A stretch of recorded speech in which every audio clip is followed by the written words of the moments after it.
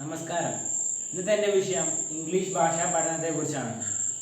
ഈ കാര്യങ്ങൾ നമ്മുടെ ഇടയിൽ വളരെ വാദപ്രതിവാദങ്ങൾ ഉണ്ടാക്കുന്ന ഒരു വിഷയം തന്നെയാണ്. കാരണം ഇത് നമ്മളൊരു ഭാഷയെക്കുറിച്ചാണ് പറയുന്നത്. എന്നിരുന്നാലും കുറച്ച് പേരൊക്കെ പറയുകയുണ്ടാവും ഇന്നത്തെ കാലത്ത് ഭാഷ പഠിക്കുന്നതുകൊണ്ട് എന്താണ് കുഴപ്പമെന്നുള്ളത്. അപ്പോൾ അത് എന്തൊക്കെ തന്നെയാണ് നല്ലതല്ലേ? അറിവ് സമ്പത്തായി ലഭിക്കുന്ന കാലമാണിത്.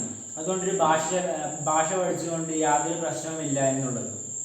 പക്ഷെങ്കിൽ ഇതിനെക്കുറിച്ച് നമ്മൾ കൂടുതലായും അറിയേണ്ടതുണ്ട്. ഇതിന് പോരായ്മകളുമുണ്ട്, അതുകൂടാതെ നല്ല കാര്യങ്ങളുമുണ്ട്. ആദ്യം തന്നെ നല്ല കാര്യങ്ങൾ പറയുകയാണെങ്കിൽ, ഇന്ന് മത്സരങ്ങളുടെ ലോകമാണല്ലോ. അതുകൊണ്ട് തന്നെ ഇന്ന് വിജയിക്കുന്നവർക്ക് മാത്രമേ ഇവിടെ സ്ഥാനമുള്ളൂ. അങ്ങനെ വിജയത്തിൻ്റെ പാത പിന്തുടരുമ്പോൾ നമുക്ക് ഇംഗ്ലീഷിൻ്റെ പ്രാധാന്യം നല്ലതുപോലെ നമുക്ക് ഉപയോഗിക്കേണ്ടതായിട്ട് വരും. ഇപ്പോൾ നമ്മുടെ വിദ്യാഭ്യാസ കാലഘട്ടത്തിലായാലും സ്കൂൾ കാലഘട്ടത്തിലായാലും നമ്മൾ ഇംഗ്ലീഷ് ധാരാളം ഉപയോഗിക്കേണ്ടതായിട്ട് വരും. അതുകൂടാതെ നമ്മളിപ്പോൾ ജോലിയിൽ പ്രവേശിക്കണമെങ്കിൽ ഇൻ്റർവ്യൂവിനായാലും അതുപോലെ തന്നെ ജോലിയിൽ നിൽക്കുമ്പോഴായാലും നമുക്ക് ഇംഗ്ലീഷിൻ്റെ പ്രാധാന്യം നല്ലതുപോലെ തന്നെ ഉണ്ട്. അപ്പോൾ നമ്മുടെ ജീവിത വിജയത്തിന് ഇംഗ്ലീഷിന് നല്ല പ്രാധാന്യമില്ലേ? എന്നിരുന്നാൽ കൂടി ഇംഗ്ലീഷിൻ്റെ അറിവില്ലായ്മ കൊണ്ട് തന്നെ കുറേ നഷ്ടങ്ങൾ സംഭവിച്ചവരും നമ്മുടെ ഇടയിൽ തന്നെയുണ്ട്. ഇന്നത്തെ കാലത്ത് കേരളത്തിൽ പഠിച്ച് കേരളത്തിൽ ഉയർന്ന പഠനം നടത്തി കേരളത്തിൽ തന്നെ ജോലി ചെയ്യാൻ ഇഷ്ടമുള്ളവർ എത്ര പേരുണ്ട്? വളരെ കുറച്ചായിരിക്കുമല്ലേ. ബാക്കി അധികം പേരും അങ്ങ് ഡെവലപ്ഡ് കൺട്രീസിലോ അതുപോലെ തന്നെ മറ്റ് രാജ്യങ്ങളിലേക്കൊക്കെ പോയി അവിടെ ജീവിക്കാനാണ് എല്ലാവരും തന്നെ ശ്രമിക്കുന്നത്. അപ്പോൾ അതിനൊക്കെ വേണ്ടി ഇന്ന് എല്ലാവരും അങ്ങനെ പ്രയത്നിക്കൊണ്ട് തന്നെ ഇതിനു വേണ്ടി നല്ലോണം കഷ്ടപ്പെടേണ്ട ആവശ്യമുണ്ട്. അപ്പോൾ നമ്മൾ ഈ പാത നമ്മൾ പിന്തുടരുമ്പോൾ നമ്മൾ ഇംഗ്ലീഷ് നമ്മൾ നല്ലപോലെ ഉപയോഗിക്കേണ്ടതായിട്ട് വരും. അപ്പോൾ നമുക്കറിയാമല്ലോ, ഈ ലെറ്റ്സ് അതുപോലുള്ള എക്സാമൊക്കെ നമ്മൾ ക്ലിയർ ആക്കിയാൽ മാത്രമേ നമുക്ക് വിദേശത്ത് മറ്റും കയറിപ്പോകാൻ സാധിക്കുന്നുള്ളൂ. ഇതുപോലത്തെ എക്സാം വെക്കാൻ കാരണം തന്നെ എന്താണെന്ന് വെച്ചാൽ അധികം പേരും ഈ ഗൾഫ് കൺട്രീസിലും അതുപോലെ തന്നെ യൂറോപ്യൻ കൺട്രീസിലൊക്കെ പോകുന്നത് കൊണ്ട് തന്നെയാണ്. നമുക്കറിയാലോ,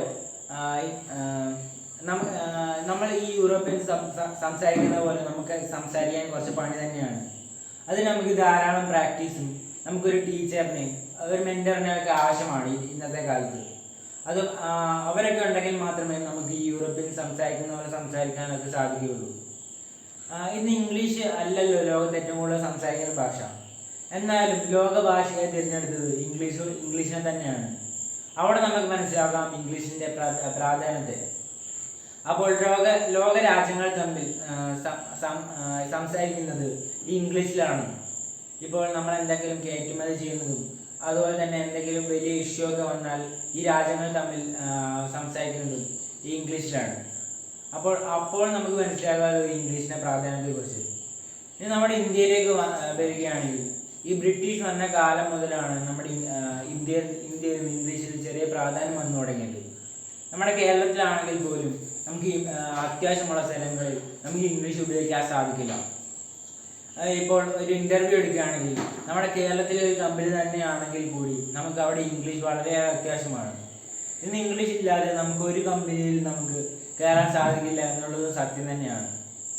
അപ്പോൾ കേരളത്തിൽ നമ്മുടെ മാതൃഭാഷയെ നമ്മൾ അവഗണിക്കുന്ന പോലെ ആവുന്നുണ്ടോ എന്നുള്ളത് നമ്മൾ ചിന്തിക്കേണ്ടത് തന്നെയാണ്.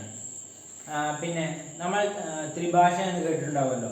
അതായത് ഈ ഇംഗ്ലീഷ് ലോക ഭാഷയായി തിരഞ്ഞെടുത്തുകൊണ്ട് തന്നെയായിരിക്കണം ഈ ഇംഗ്ലീഷും ത്രിഭാഷയിൽ ഉൾപ്പെടുത്തിയിരിക്കുന്നത്. ഈ ത്രിഭാഷ എന്ന് പറയുമ്പോൾ ഹിന്ദി, ഇംഗ്ലീഷ്, പിന്നെ സ്വന്തം സംസ്ഥാനത്തെ ഭാഷയും കൂടിയാണ് ഈ ത്രിഭാഷയിൽ വരുന്നത്. അപ്പോൾ നമ്മൾ സ്കൂളുകളിൽ ഈ 3 ഭാഷയും പഠിക്കേണ്ടത് നിർബന്ധമാണ്.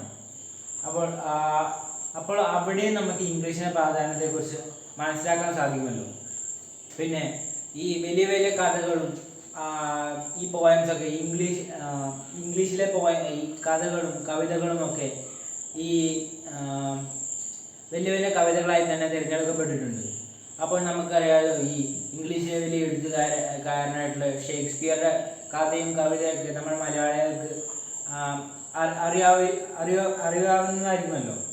അപ്പോൾ അവിടെ നമുക്ക് മനസ്സിലാക്കാം നമ്മൾ മലയാളികൾക്ക് ഇംഗ്ലീഷ് അറിയാവുമെന്നും അതിനെ ഇഷ്ടപ്പെടുന്നുവെന്നും അതുകൊണ്ടാണല്ലോ നമ്മൾ ഈ ഷേക്സ്പിയറുടെ കഥയും അതൊക്കെ നമ്മൾ അറിയാൻ ശ്രമിക്കുന്നതും നമുക്ക് വളരെ ഇഷ്ടമായി തുടങ്ങിയത്. അപ്പോൾ നമ്മൾ മലയാളികളും ഇംഗ്ലീഷ് വായിക്കാനും എഴുതാനൊക്കെ അറിയാം. പക്ഷേ നമ്മൾ സംസാരിക്കാനാണ് ലേശം ബുദ്ധിമുട്ടുന്നത് മലയാളികൾ. അതുകൊണ്ടൊക്കെ തന്നെ ഒരു കമ്പനി വന്നാൽ നമുക്ക് ആ കമ്പനിയിലേക്ക് പിടിച്ചു കയറാൻ കുറച്ച് ബുദ്ധിമുട്ടായിരിക്കും നമ്മൾ ഇംഗ്ലീഷിൻ്റെ കമ്മ്യൂണിക്കേഷൻ സ്കില്ലില്ലെങ്കിൽ. പിന്നെ അടുത്തതായി ഇതിൻ്റെ പോരായ്മ പറയുകയാണെങ്കിൽ നമ്മൾ ഈ ഇംഗ്ലീഷിനെ നമ്മൾ തലയിൽ കയറ്റി വെക്കുകയാണെന്ന് തോന്നുന്നു ഇപ്പോൾ. കാരണം ഇപ്പോൾ ഇംഗ്ലീഷില്ലാതെ നമുക്ക് ജീവിക്കാൻ പറ്റാത്ത അവസ്ഥയാണ്. ഇപ്പോൾ നമുക്കറിയാമല്ലോ ഒരു കമ്പനി തരണമെങ്കിൽ ഇംഗ്ലീഷ് നിർബന്ധമാണ്. ഞാൻ നേരത്തെ പറഞ്ഞല്ലോ, നമ്മൾ കേരളത്തിൽ തന്നെയാണെങ്കിൽ കൂടി നമ്മൾ ഒരു കമ്പനി കയറണമെങ്കിൽ ഇംഗ്ലീഷ് അത്യാവശ്യമാണ്. അവിടെ നമ്മൾ മാതൃഭാഷയെ അവഗണിക്കുന്ന പോലെയാണ് എനിക്ക് തോന്നുന്നത്. എന്ന് വെച്ചാൽ അടിമത്തത്തെ പോലെയാണ് ഞാൻ ഇവിടെ ഉദ്ദേശിക്കുന്നത്. അപ്പോൾ ഇതിന് ധാരാളം പ്രശ്നങ്ങളാണ് നമ്മൾ ഈ പ്രശ്നങ്ങൾ നോക്കിയാൽ ഉള്ളത് എന്ന് പറഞ്ഞുകൊണ്ട് ഞാൻ പ്രശ്നം നിർത്തുന്നു. നന്ദി.